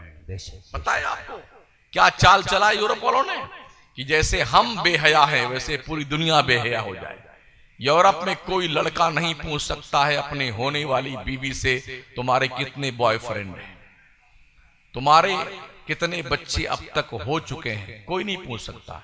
न लड़की अपने होने वाले शौहर से पूछ सकती है। कितने घंटे की शादी होती इसका भी कोई पता नहीं, कब वो अलग हो जाए इसका भी कोई पता नहीं। आज के तकरीबन 32 साल पहले लेख मैंने पढ़ा था, उस वक्त अमेरिका में 67 लाख वो बच्चे चिल्ड्रन हाउस में परवरिश पा रहे थे जिनको पता नहीं कि उनका बाप कौन है, उनकी मां कौन है। ब्रिटेन में 65 लाख थे, लंदन में 67 लाख थे। नई दुनिया की रिपोर्ट आज के 32 साल पहले की। चलते रास्ता चलते हराम काम किए, बच्चे पैदा हुए, खड्डे में छोड़ के भाग गए, चिल्ड हाउस में गए। इस तरह के परवान चढ़ने वाले बच्चे करोड़ों की तादाद में यूरोप में है। नस्लें खराब हो गई लोगों की। वो यूरोप ये चाहता पूरी दुनिया हमारी तरह जानवर बन जाए, ताकि हमारे इस जानवरपन पर हंसने वाला कोई ना। बेशक बेशक। क्या अपनी बच्चियों पे हम कंट्रोल कर पा रहे हैं आज की तारीख में? क्या अपने बच्चियों की चैटिंग आप चेक करते हैं? कॉलेज स्कूल जाने के बाद क्या आप अपने बच्चियों के मोबाइल की निगरानी करते हैं? क्या उनके नोटबुक चेक करते हैं कि क्या करती हैं आपकी बच्चियां? क्या कभी उनको छोड़ने जाते हैं स्कूल तक कि बच्ची स्कूल गई है या किसी गार्डन में घूम रही है? अगर हम इतने बड़े सूरदास हैं तो आने वाले 10-15 साल में ऐसी नाजायज औलादों की एक नई खेप पालने के लिए अपने आप को तैयार कर लिया। बहुत सख्त जुमले मेरे ये हैं। कभी कभी हमको भी मजबूरन निकाह पढ़ाने जाना पड़ता है जब कोई जिद कर लेता है। लेकिन जब निकाह पढ़ाने जाओ ना तो सारी भुतनियां वहीं मौजूद रहती हैं। जितनी चुड़ैले हैं ना वहीं सब मौजूद रहते हैं। दुपट्टे का पता नहीं, कपड़े आन तान पहने हुए हैं, हटो बचो करते जाओ, फिर भी जैसे सरकने को तैयार नहीं, वहीं खड़ी है सर पे। यानी उनके शौहर भी अगर देख लें तो पता नहीं पाएंगे मेरी बेगम है कि कौन है, कोई और है। कोई लड़का अगर छोटा बच्चा देख ले तो कम से कम 14 दिन कौमा में रहेगा इनको देखने के बाद। मजबूरन कभी कभी निकाह पढ़ाने जाना पड़ता है। ब्यूटी पार्लर खुले हुए हैं बेहयाई और बेशर्मी के लिए। मर्दों ने औरतों को डिजाइन करना शुरू किया है। कमाल यह है कि हमारी कौम का बंदा भाई जानता है, मां जानती है, बाप जानता है कि हमारी बेटी, हमारी बहन, हमारी बीवी ब्यूटी पार्लर गई और वहां सारे जेंट्स लोग हैं जो औरतों को सजाते हैं, संवारते हैं। इस बेशर्मी का क्या इलाज है मुझे बताओ तो सही है। ये टोपियां किस काम की है मौलाना साहब की, और ये जुब्बे किस काम की, ये दाढ़ियां किस काम की, जब हमारा मुआशरा इतना कलंकित हो चुका है, इतना घिनौना हो चुका है, इतना बर्बाद हो चुका हमारा मुआशरा। लाखों की तादाद में मुस्लिम कम्युनिटी की बच्चियां गैरों के साथ मुर्तद्दा होकर के शादियां करती हैं। 6 महीने के बाद उन्हें कोठे पर बेचा जाता है। बिकने को तैयार नहीं होती तो उनके जिस्म के 4 टुकड़े करके गटर और नाली में फेंक दिया जाता है। आए दिन का ये मामूल है।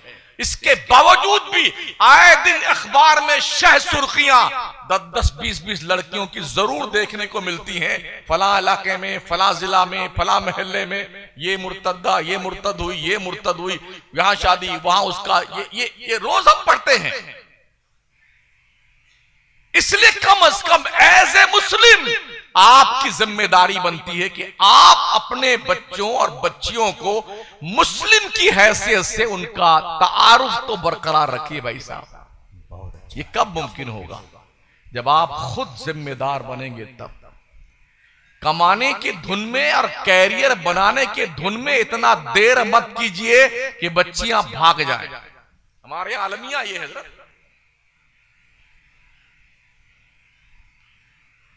अज़ान फजर कितने बजे? 4:10 पे। 4:10 पे। बस 20 मिनट और मुझे बर्दाश्त कर ले। मैं समझता हूं मैं बहुत सख्त बात कर रहा हूं। याद रखिए, दवाइयां वही फायदा करती हैं जो कड़वी होती हैं।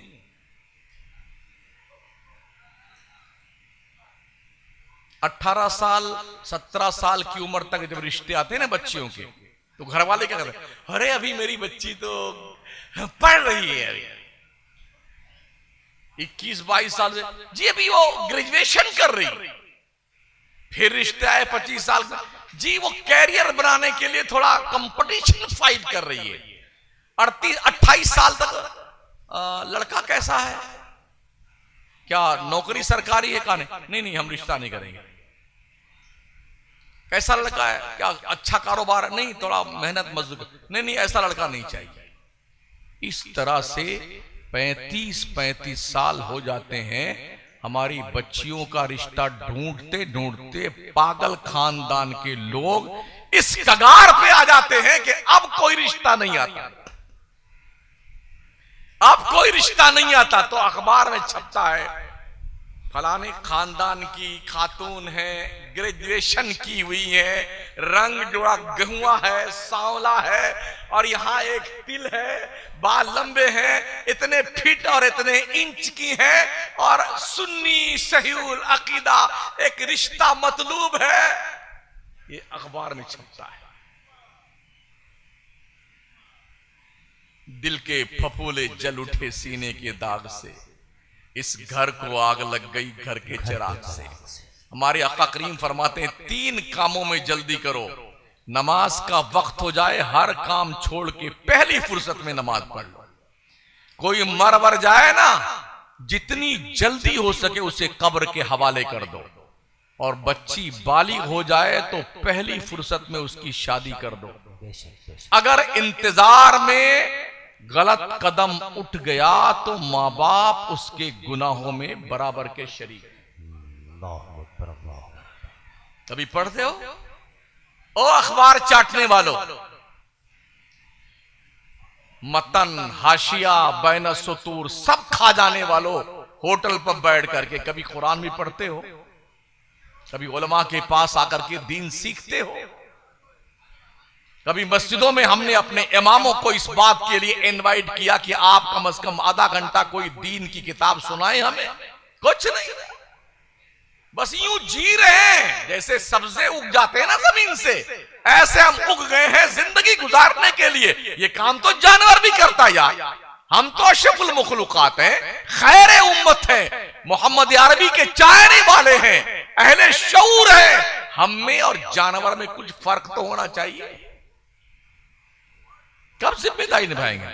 बल तको मिनकुम उम्मतुन यदऊना इलल खैर यामुरूना बिल मारूफ व यनहौना अनिल मुनकर।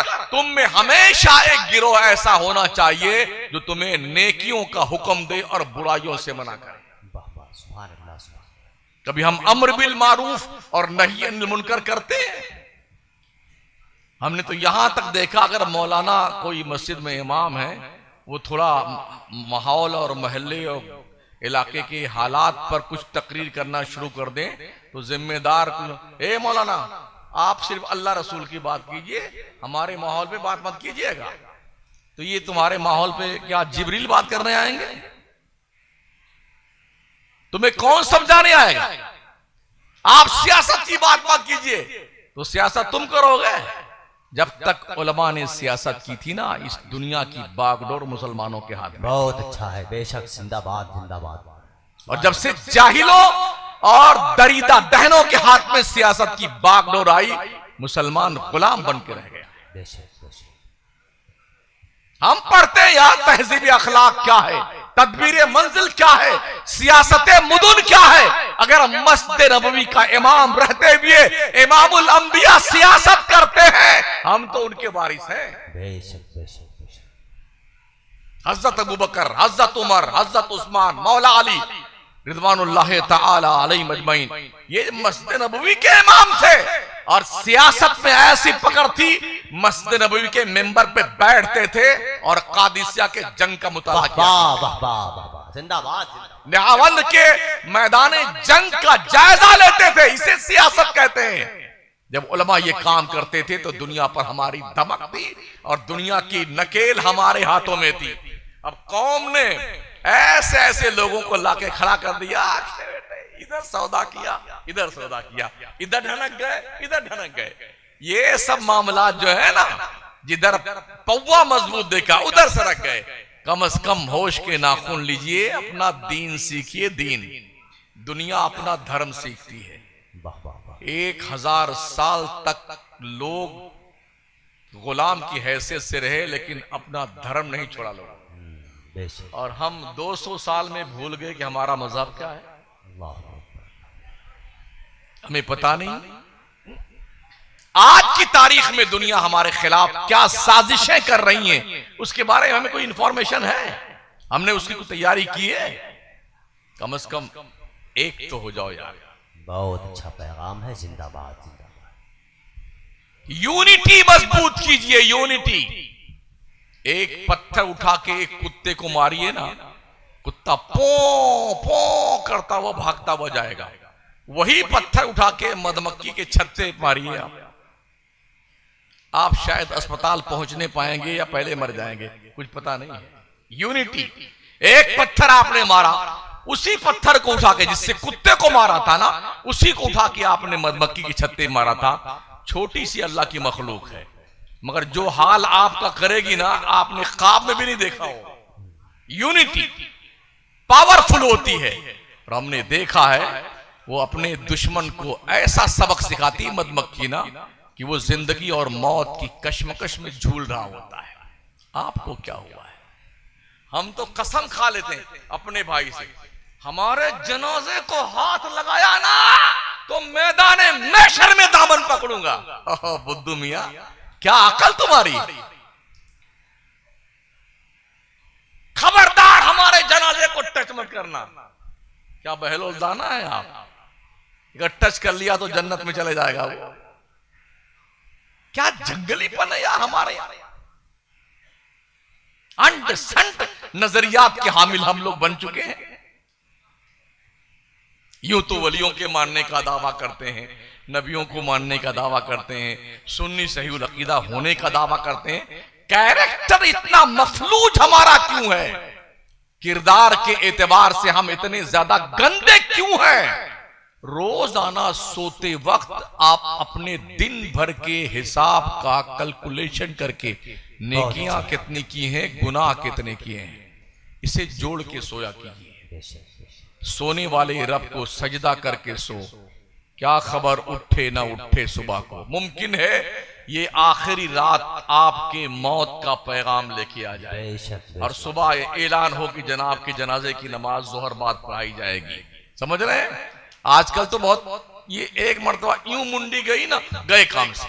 पहले लोग 6-6 महीना बीमार रहते थे, सब दुआ मांगते थे, इमाम साहब दुआ मांगिए, हमारे अब्बा 6 महीने से बीमार है, अच्छे नहीं हुए। अल्लाह उठा ले तो अच्छा है, अल्लाह उठा ले तो अच्छा है। एक वो दिन था और आज यूं गया ना, एक मरतबा यूं किया, क्या हुआ? उनका इंतकाल हो गया। बहुत जल्दी ट्रांसफर हो रहा है लोगों का।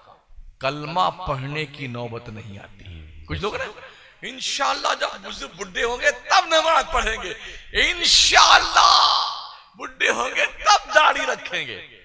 कोई है कंफर्म टिकट आपके पास कि आप बुढ़े होंगे भी कि नहीं होंगे? डर के मारे दाढ़ी नहीं रखते हैं कि ऐसा ना हो कि आजा तभी हमारी शादी नहीं हुई और दाढ़ी रख लेंगे तो फिर कोई रिश्ता नहीं आएगा। तो ये हमारी जो बिरादरी बैठी है स्टेज पर, क्या ये सब कुंवारे बैठे हैं अभी तक? अफगानिस्तान के 98% लोग दाढ़ी वाले हैं, क्या उनकी शादियां नहीं होती हैं? कम से कम दाढ़ियां शरीयत के एतबार से रखकर अपना टाइटल सही कर लो ना। जिस दिन मुसलमान अपना टाइटल सही कर लेगा, इस रविश को देख के कितने मर जाएंगे। बहुत अच्छा है। हाँ, इसलिए जरूरत इस बात की। अच्छा फर्ज कीजिए किसी बंदे के दाढ़ी के बाल ना निकले 30 साल तक, 30 साल तक एक भी बाल ना निकले दाढ़ी के, तो फिर जानते हो क्या होगा? पूरा मोहल्ला का अरे यार कुछ गड़बड़ जरूर है, अरे कुछ दाल में काला है, इसीलिए दाढ़ी वाले के दाढ़ी और मोछ के बाल नहीं निकल रहे हैं। हाँ, कहीं 3rd पर्सन में तो नहीं जा रहा है।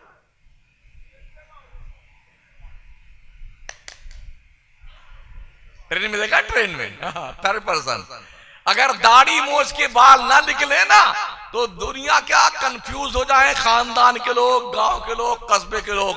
ये 3rd पर्सन में जा रहा है। जो दाढ़ी मोछ तुम्हारे मर्द होने का लाइसेंस बताए, उसको तुम निकलने भी नहीं देते हो यार। उसी पे छुरियां और खंजर चला रहे हो, तुम्हें शर्म नहीं आती है? हम भी रोज चलते हैं, ट्रेन में बहुत सारे मुसलमान होते होंगे, मगर चूंकि लाइसेंस हमारे पास होता तो हम समझते हैं अकेले हम हैं। पंजाबी जाता है ना, सिंधी पंजाबी, अगर 10 होते हैं तो 10 पगड़ी, दाढ़ी और वो अपना खंजर, उनका अपना जो आईडी प्रूफ है ना, 5 खड़े हैं ना तो 15 लोग डर के मारे देखेंगे उसे। और हम 15 रहते हैं मगर हम अकेले अपने आप को महसूस, यहां शायद हम अकेले ही हैं। इसलिए भौंकने वाले कुत्ते काटने की जसारत कर लेते हैं कि अकेला ही है। आईडी प्रूफ संभाल के रखो साथियों, अपनी शनाख्त तो बरकरार रखो यार। दाढ़ी तरक्की की राह में रुकावट नहीं है। अगर मनमोहन सिंह जी दाढ़ी नहीं 1 मीटर की दाढ़ी रख करके और सर का बाल 1 मीटर का रख करके हिंदुस्तान के प्रधानमंत्री कुर्सी बैठ सकते हैं, तो हम दाढ़ी रख करके हमारे लिए क्या रुकावट है यार? दाढ़ियां रुकावट नहीं है, ये तो तरक्की का जीना है ये। इसलिए हमें चाहिए कि हम दाढ़ियां रखें, शरीयत के मुताबिक रखें, अपना लिबास यूनिफॉर्म जो मुसलमानों के हैसियत से पहचाना जाए वो लिबास पहनिए यार। कम से कम मरे तो शनाख्त तो बाकी रहे, मेरी मौत आई मैं मुसलमान हूं, खत्म बात हुई। ये क्या बुज़दिली की बात है यार। हम किसी के मजहब पर ऑब्जेक्शन नहीं करते, लेकिन हम किसी को इस बात का पावर भी नहीं देते कि हमारे मजहब पे ऑब्जेक्शन करें। देश का आईन हर भारतीय नागरिक को अपने धर्म के आदेशानुसार जीवन व्याप्त करने और गुजारने का हक देता है, इसलिए हमें किस बात का डर है? हमें तो ढंग का मुसलमान बनने की जरूरत है। सिर्फ वलियों के नाम के नारे लगा लो और नबी के नाम के नारे लगा लो, इस नारा लगाने से जन्नत नहीं मिलने वाली है, इतना ध्यान रखना। किरदार क्लीन कीजिए, अपने आप को ठीक कीजिए, अच्छा बनाइए, इस लायक तो बनाओ कि सरकार तेगली तुम्हें अपना गुलाम तो मान ले यार। बहुत अच्छा है। एक हाथ से ताली बजती नहीं है जब तक दोनों हाथ नहीं मिले। दावा तो हम नबी के मोहब्बत करने वाले हुजूर के गुलाम है। हुजूर कभी हुजूर ने भी कहा कि हाँ ये मेरा गुलाम है? कोई इंफॉर्मेशन आई उधर से कि शमसुद्दीन मेरा गुलाम है? अभी तक कुछ पता नहीं। तो झूठे जो है फूले नहीं समा रहे हैं, हम ही जन्नत में जाएंगे। टिकट ले रखा है जन्नत का,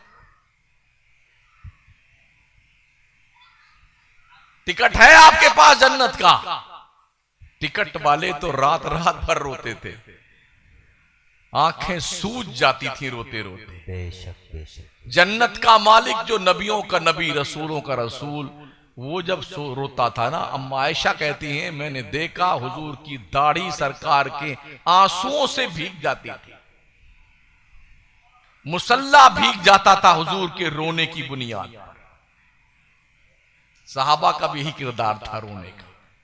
अल्लाह ने फरमा दिया महबूब ताहा मा अंज़लना अलैकल कुरआन लितशका इल्ला तज़किरतन लिमन यख्शा।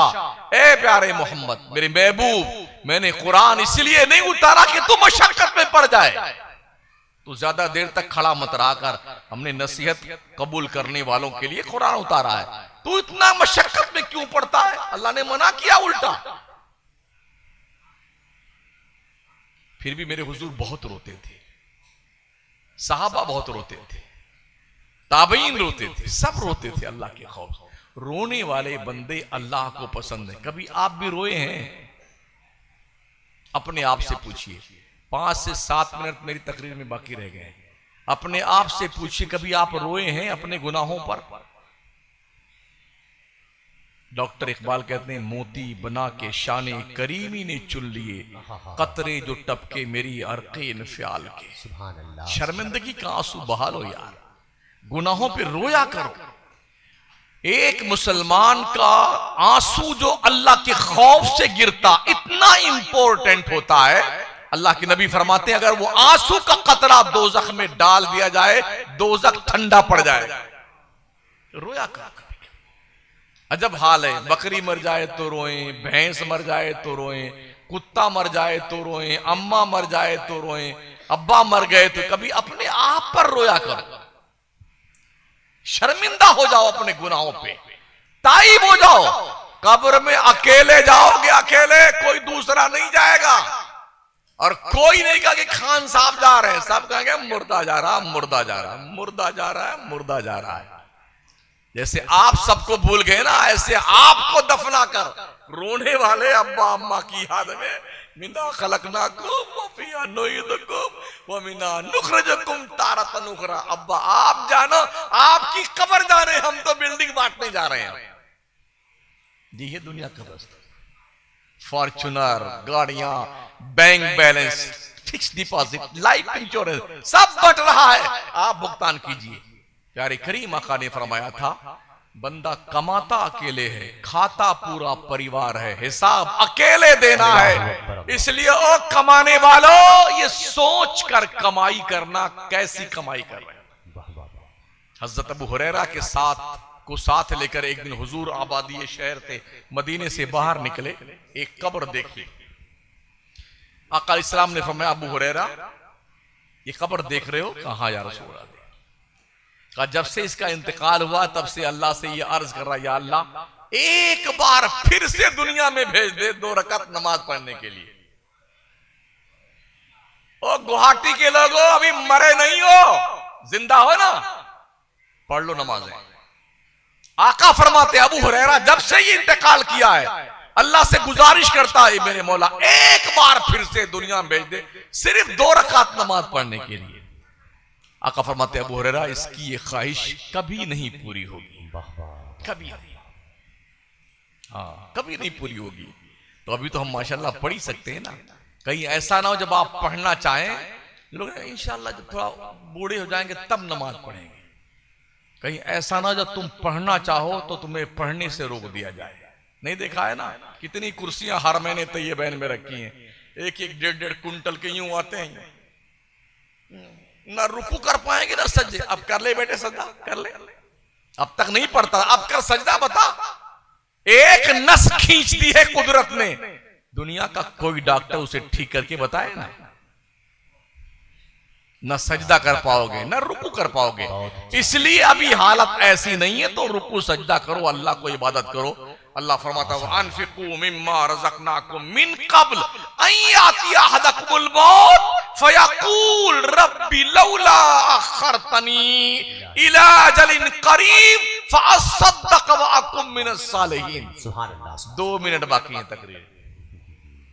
ओ मेरे बंदो, मेरी दी हुई रोजी में से मेरे रास्ते में कुछ खर्च किया करो, इससे पहले कि तुम्हें मौत आ जाए। और जब मौत तुम्हें आती तो तुम क्या कहते हो? अरे मौत को थोड़ी देर के लिए रोक दे, लौला खरतनी इला अजलिन करीब, अल्लाह थोड़ी देर के रोक दे इसे। क्यों? फ़अस्सद्दक़ व अकुम मिनस सालिहीन, ताकि तेरे रास्ते में सदका दे दूं, खैरात कर दूं, नेक बन जाऊं। तो ये 80 साल तक घास छीलने में बैठे हुए, अब तक क्या कर रहे हैं? 60 साल उम्र हो गई, 70 साल की उम्र हो गई, अब तक याद नहीं आया कि सदका करना चाहिए, खैरात करनी चाहिए, नेक काम करने चाहिए। अक्लमंद आदमी वो है, काल करे सो आज कर, वाह वाह, आज करे सो अब, आज का काम कल पे मत डालिए, कल किसने देखा है। किबला समर साहब, उनके रफ़क़ा जो काम कर रहे हैं दीन और सुन्नियत का, उनका हाथ बटाएं, उनके हाथों को मजबूत करें, अपने मदरसों को मजबूत करें, जिम्मेदार मुदर्रिसीन रखें, अपने इमामों की इज्जत करें, अपने उलमा का एहतराम करें, बुजुर्गों की ताज़ीम करें, पीराने तरीक़त का एहतराम करें, अपने बड़ों का एहतराम करें, अपने माँ बाप की इज्जत करें। ये सबसे इंपॉर्टेंट है। किसी भी मौलाना और किसी भी पीर से ज्यादा इज्जत अपने माँ की और अपने बाप की किया। तुम्हारी जन्नत काबा के दीवार के साये में नहीं है, तुम्हारी जन्नत तुम्हारे माओ के कदमों के नीचे। जिंदाबाद जिंदाबाद जिंदाबाद। अल्लाह करे सुनने से ज्यादा हमें अमल की तौफीक मिले, क्योंकि ये तकरीर का वक्त कम होता है, तकरीर खिलाने का वक्त होता है। बैठे तो लोग हैं, मैं समझता हूं, क्योंकि रोजाना हमारा यही काम है, आज कहीं कल कहीं परसों कहीं। इंसान की फितरत है ना, 12-1 बजे तक जो है बिल्कुल फ्रैंकली जागता है, उसके बाद आंखें झपकने लगती हैं, सुभान अल्लाह के बलबूते जिंदा रहता है, नारे तकबीर के बलबूते जिंदा रहता है, हमारे नकीबों के हवाले से जिंदा रहता है, शायरों के हवाले से मजमा जिंदा रहता है। ये सोते सोते भी अल्लाह अकबर, उसको यही नहीं पता हो नारे रिसालत बोला गया है कि नारे तकबीर बोली गई है, आंख मीचते मीचते अल्लाह अकबर कह देता है। तो उस वक्त में आपके दहलीज़े समात पर कुछ बातें रख रहा था जो सोने का वक्त था। अगर इसमें से कुछ छन छन करके आपके कल्बे मुनव्वर के गलियारे तक पहुंचा हो तो उसको अमल की गिरह में बांध लीजिएगा। और चलते चलते अर्ज करूं, 5 वक्त की नमाज सुन्नी इमाम की इक्तदा में अदा कीजिए। झूठ मत बोलिए, बेईमानी मत कीजिए, चोरी मत कीजिए, शराब मत पीजिए, जुआ सट्टा मत खेलिए।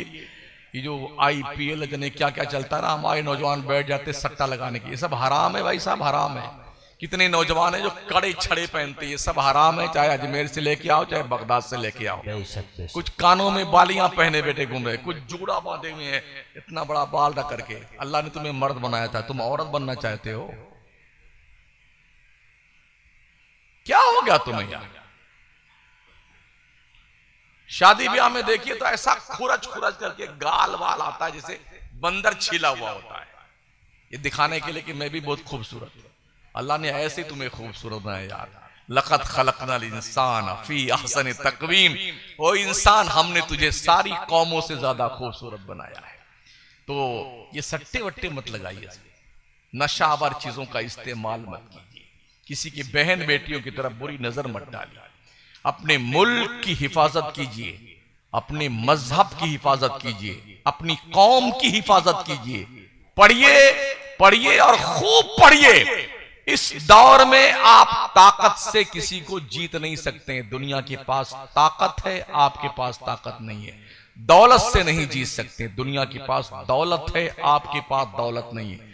अब आपके पास 2 ऑप्शन बचा है, अखलाक मुस्तफा और तालीम। ये 2 चीजों को अपना लीजिए, दुनिया आपके काबू और कब्जे में आ जाएगी। जो पढ़ते हैं वही आगे बढ़ते हैं। और तखल्लकू बे अखलाकिल्लाह, अपने अखलाक को खुदा के अखलाक के पैराए में डालिए। उसका बैयन सबूत अखलाक मुस्तफा है। जो तालीम अखलाक मुस्तफा की रोशनी में हासिल की जाती है, वो तालीम रहमत की सावन भादों बरसाती है। और जो तालीम अखलाक से कोरी होती है, वो बम बरसाती है।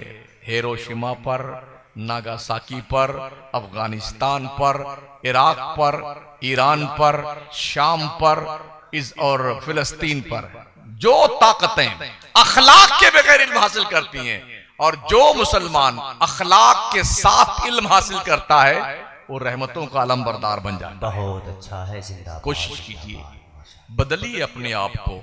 जिब्रील बदलने नहीं आएंगे, अब तो हजरत इजराइल ही तशरीफ लाएंगे। यूं दबोचे गला, खुल इन्नल मौतल्लज़ी तफिर्रून मिन्हु फइन्नहु मुलाक़ीकुम। मुस्तफा तुम फरमाओ, जो लोग मौत से भागते हैं, मौत डेफिनेट तुम्हें आके रहेगी, भाग नहीं सकते हो। बस ये फाइनल जुमला था, वरना मेरी फ्लाइट भी छूट जाएगी। अस्तगफिरुल्लाह रब्बी मिन कुल्लि ज़ंबि व अतूबु इलैह, ला इलाहा इल्लल्लाह मुहम्मदुर रसूलुल्लाह। किबला समर साहब ने फरमाया था, हमारे यहाँ पूरी रात जलसे चलते हैं। वैसे वेस्ट बंगाल, उड़ीसा, झारखंड, बिहार, मशरिकी यूपी, इन सारी जगहों पे रात भर जलसे चलते हैं। चलते नहीं है, चलाए जाते हैं। चलने का मतलब 12-1 लास्ट है। जलसे 1 बजे तक करेंगे तो इसका कुछ रिजल्ट दिखेगा मस्जिद में, और ये फजर तक हो ना, इसमें से कोई अगर जिंदा बचा सुबह तक, मतलब जागता रहा, तब तो फजर पढ़ने आएगा, वरना जब दबाया चादर गया काम, इस घर में कोई नहीं आएगा। तो ये रात भर हम जो चीख रहे हैं, हमारे उलमा चिल्ला रहे हैं, इसका रिजल्ट हम यूं बर्बाद करते हैं रात भर जागरण करके। अल्लाह करे दिल में बात उतरे, कुछ सुधार पैदा करें, इस्लाह करें, यूनिटी मजबूत करें, मदरसे मजबूत करें, अपने स्कूल बनाएं जहां इस्लामी पासदारी की रोशनी में हमारी बच्चियां और हमारे बच्चे दीन और दुनिया की तालीम हासिल करके दुनिया की कौमों के मुकाबले में खड़े हो सकें। आप लोग लाइक, शेयर एंड सब्सक्राइब करें।